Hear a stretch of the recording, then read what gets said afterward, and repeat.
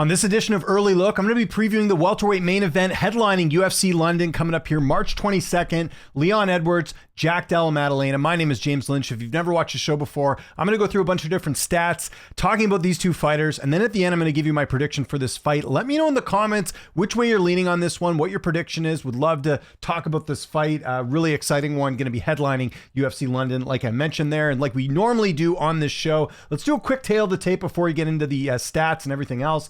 You can see the former welterweight champion Leon Edwards, Rocky, 22-4. Jack Della Maddalena, 17-2, 33-28. So a tiny bit of an age gap, not a huge one though. 6'2" to 5'11", 74-73. So Leon Edwards is going to be bigger, but he's also older. A little bit of a height and reach advantage in this fight. This is a 5-round fight, non-title fight. Leon Edwards' first fight since losing his title to Belal Muhammad last year. Let's dig into everything about Leon Edwards, and then we'll talk a bit later about Jack Della Maddalena. So I mentioned their 22-4 record. Leon Edwards has 7 knockouts, 3 submissions, and 11 decisions. He's currently ranked number 1 in the welterweight division. I mentioned it there. He's 33 years old, I should say. 6'2" with a 74-inch reach. He'll have a 3-inch height and 1-inch reach advantage in this fight. He currently fights southpaw. He's a BJJ black belt, training out of Team Renegade BJJ. Leon Edwards I mentioned it there. Leon Edwards was the one-time welterweight champion. He had 2 successful title defenses. He's the first Jamaican-born champion in UFC history. He's got performance of the night 2 times against Seth Bajinski and Kamaru Usman, and he's got the 6th fastest finish in UFC history, knocking out Seth Bajinski in 8 seconds. It was earlier in his career, but a lot of people forget that. When you think of Leon Edwards, you usually think of him going the distance, but that is one record he does have to his name. 6th fastest finish in UFC history. I think it's the 2nd fastest in welterweight history. Masvidal knocking out Ben Askren, I believe, is the fastest, but very impressive stuff there from Leon Edwards. Edwards made his amateur debut way back in March of 2011, made his pro debut a few months after that in June. Did not make his UFC debut until November of 2014, which is a fight he ended up losing. We'll talk about that fight in a sec. That was against Claudio Silva. Leon Edwards is 14-3 in the UFC. He's got 5 stoppage victories. Some notable wins in his career include Vicente Luque, Donald Cowboy Cerrone. Obviously, Cerrone never, he did fight for a title at lightweight, never fought for it at welterweight, but I have to mention Cowboy just because he's a kind of a popular name there. Gunnar Nelson was ranked at one point. Rafael dos Anjos was ranked at one point, actually fought for an interim title. Nate Diaz fought for a lightweight title, fought the BMF in welterweight, never fought the welterweight champion, but obviously people know who Diaz is. He's got 2 wins over Kamaru Usman, and he also has a win over Colby Covington, the former interim champ as well. I mentioned the losses there. Claudio Silva, Kamaru Usman, back a couple years back in almost 10 years ago, back in 2015. And then his most recent fight, which was a loss to Belal Muhammad. We'll talk about that fight in a sec as well. One other thing too to note, that Leon Edwards actually started his pro career started his career early with a couple middleweight fights as well. So he's actually fought up a little bit, but primarily has fought at welterweight throughout his career. He's had a number of layoffs in his career. Let's go through some of these ones. It is one of the things that I think people forget about with Leon Edwards. So if you're going from the Rafael dos Anjos fight to the Belal Muhammad fight, and granted that was right in the middle of COVID, there was a 602-day layoff. So he fought July 2019, did not fight again until 2021. That was the weird fight with Belal that had the eye poke. Then going from Diaz to the second Usman fight, the Usman rematch, there was a 434-day layoff. Going from Colby to Belal, there was a 224-day layoff, and then going from Belal to this fight, there's a 238-day layoff. So not a huge layoff for him. I think it's the 3rd longest layoff of his UFC career going into this one, so it is one thing to sort of keep in mind. Edwards hasn't had any major injuries, nothing that's taken him out of any fights. I mentioned he's had a few close fights. The Claudio Silva fight, which was way back in 2014, if you go look at the media scorecards for that one, that was at UFC Fight Night 56. 2 media members scored the fight for Silva, 1 scored it a draw, and 9 scored it for Edwards. This is from MMA Decisions.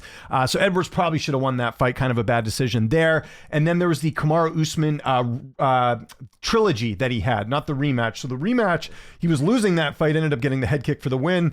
The rematch, or the trilogy, I should say, fairly close. Like the rounds were close. Like I think, I thought Leon won the fight. But if you look on the media scorecards there, that was back at UFC 286 in March of 2023. 19 media members scored the fight for Edwards. 11 scored it a draw and only 2 scored it for Usman. So more people feeling that fight might have been a draw as opposed to a win for Leon Edwards, something to consider for sure. Leon Edwards' stats are as follows. Significant strikes landed per minute, 2.68. His striking accuracy is at 53%. Striking defense is at 53%, so he doesn't get hit that much. His takedown average is at 1.25. We'll see if he uses any wrestling here. Takedown accuracy is only at 36%. His takedown defense is at 65%, although I doubt Jack's going to be shooting for any takedowns on this one, and his sub average is 0.04. So that is everything you need to know about Rocky Leon Edwards. Let's talk about his opponent, Jack Della Maddalena. Excited to see him get back in there. He was on my list if you saw that video for the actually I was going to say I thought he didn't fight last year, but he did. He fought Gilbert Burns, who was just earlier in the year. I was going to say he was part of that video of the fighters that didn't compete last year, but caught myself there. That's why I do this on the fly a little bit. Jack Della Maddalena, you can see here 17-2. He's got 12 knockouts, 2 submissions, and 3 decisions. He's currently ranked number 4 in the welterweight division. He's 28 years old, 5'11" with a 78-inch reach. So the only advantage he'll have here is that he's 5 years younger than Leon Edwards. He trains out of Scrappy BJJ. He's a BJJ black belt. He's got performance of the night 4 times against Ramzi and Amiv, Danny Roberts, Randy Brown, and Gilbert Burns. Gilbert Burns being his last fight. He's got fight of the night 1 time against Basil Hafez. Made his amateur debut way back in November of 2015. So about 5, which is interesting because Leon Edwards is 5 years older. He also makes his debut almost 5 years after Leon made his amateur debut. Made his pro debut in 2016. Actually started his career, you can see here, 0-2, which is interesting. There's a number of really good fighters actually who lost their pro debut, Jack being one of them. And then did not make his UFC debut until January of 2022, of course, winning on Contender Series against Anglosa, fighting the following year after winning that fight in September of 2021. He's 7-0 in the UFC. He's got 5 stoppage victories. Some notable wins include, he actually doesn't have a ton. His only notable wins really, I guess Randy Brown, I believe, was Randy Brown ranked? I think at one point he was. Either way, Randy Brown was like a decent opponent.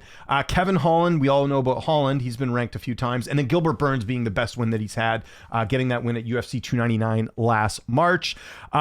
He's going to have a big layoff going into this fight. So going from Burns to Leon Edwards, that, like I said, that fight was at UFC 299. There'll be a 379-day layoff for Jack Della Maddalena going into this fight. That's the longest of his UFC career. So that's something to consider when looking at this fight. And the reason for the layoff was, my understanding was that they were trying to do Jack Della Maddalena and Shavkat Rakhmonov. This was before Shavkat fought Ian Gary. And I think even before Shavkat was supposed to have, there's another fight that Shavkat had, I can't remember. But basically the idea was after JDM beat Gilbert Burns, they were going to do him and Shavkat, but the problem was he was not recovering well because he actually suffered a broken left forearm during the Gilbert Burns fight in March of 2024. So that injury then led to a bone infection and multiple surgeries after. So that's one thing we should consider as well, is that, he did win the Burns fight, and we'll talk about the Burns fight in a second here. But yeah, he hurt his arm in the Burns fight, and then he had some issues after that. So that's why he's been off for so long. It's not, an issue of getting fights booked or anything like that. He's actually been dealing with an injury.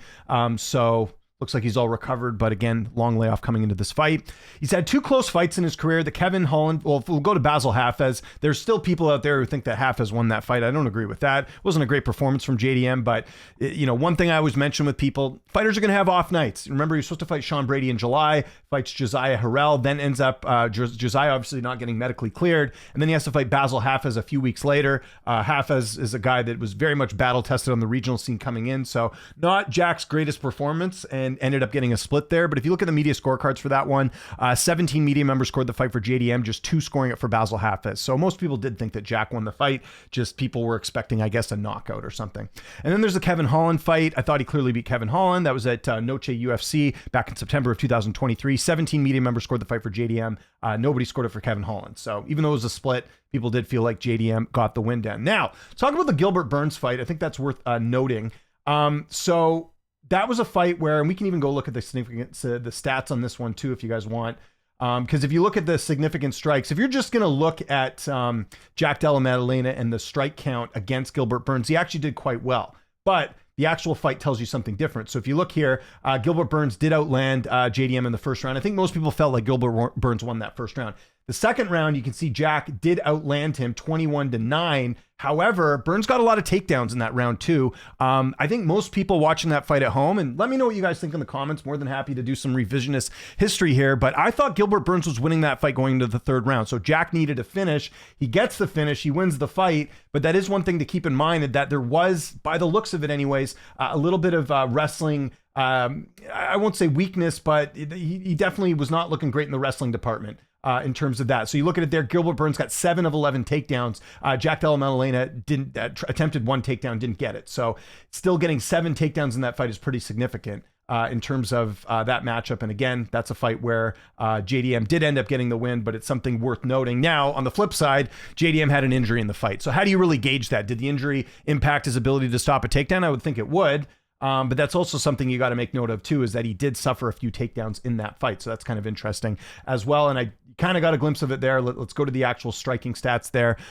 So you can see there 6.74, that's very high. So Jack does throw and land a lot. His striking accuracy is at 53%. His striking defense is at 66%. So that's why he hasn't been finished in his career. His takedown average is at 0.21. His takedown accuracy is at 16%. His takedown defense is at 70%. But keep in mind, a lot of his fights, at least earlier in his UFC career, were ending quickly. So no one was even going to attempt or try and get a takedown in there. So that's why this looks a little bit better. But I assume even before this, it was way higher because Burns obviously getting 7 takedowns in that fight. Let's go look at the odds right now. We do have that up. So you can see most books having Jack as almost minus 150 around there. Just over a slight, just being a slight favorite in this fight, not quite 2-1, but Leon Edwards being the underdog in the matchup. And Tapology tells us a similar story.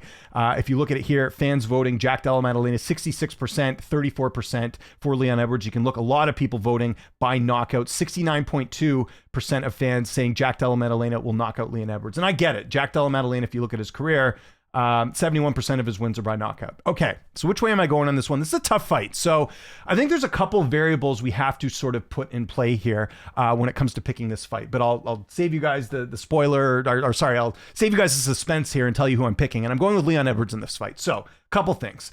First and foremost, I think the layoff, the injuries, that's a little bit of a concern for Jack coming into this fight. Like if Jack was coming off the Burns fight without any injuries and fighting Leon a few months later, maybe it would be a different story.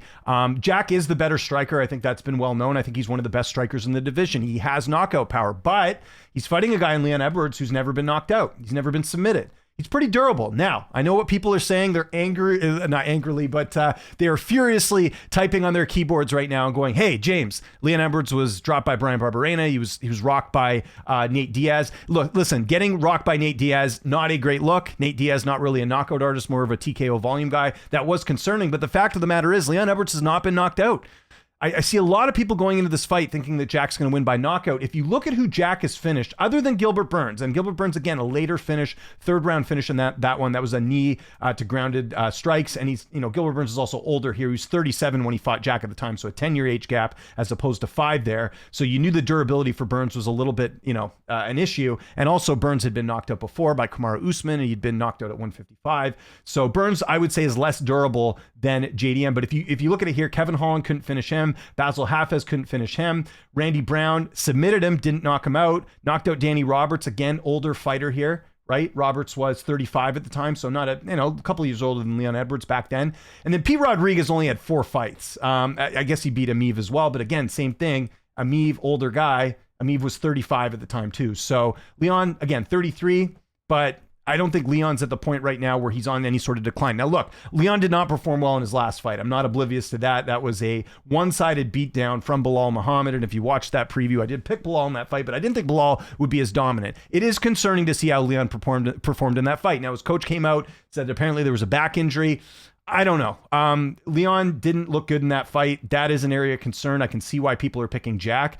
Leon has been rocked. He hasn't been finished. I guess another thing that I look at here is the fact that, again, like I think Jack is knocking out guys that are not great opponents. And I think Leon is a much better opponent that fits that mold. I don't think Leon's on the decline. He might be, but I think I can't base it off one fight. The Colby fight didn't look good either, but Colby just fought weird in that fight. Like, I don't think that was an indication of Edwards not performing well. I just think Colby I don't know. It was just a weird performance. Now, I do imagine this fight will stay on the feet a bit, but I do also imagine Leon Edwards is going to mix some wrestling in. If you watch the Gilbert Burns fight and you're Leon Edwards, how do you not try and go for some takedowns and see the success that Burns had in that fight? So to me, Leon is the more well-rounded guy. I think JDM obviously has more power and is better striking. Leon's not a terrible striker either.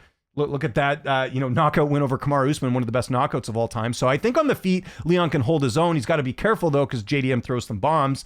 Like I said, Leon only 33, not a huge decline. And the other thing is JDM hasn't gone 5 rounds before. So if he can't finish him early, which I predict will not happen, how's this fight going to look in rounds 3, rounds 4, round 5? Leon Edwards has gone the distance, or has been in 5-round fights at least 5 times in his career. That's that's a lot of experience, a lot of good cardio there.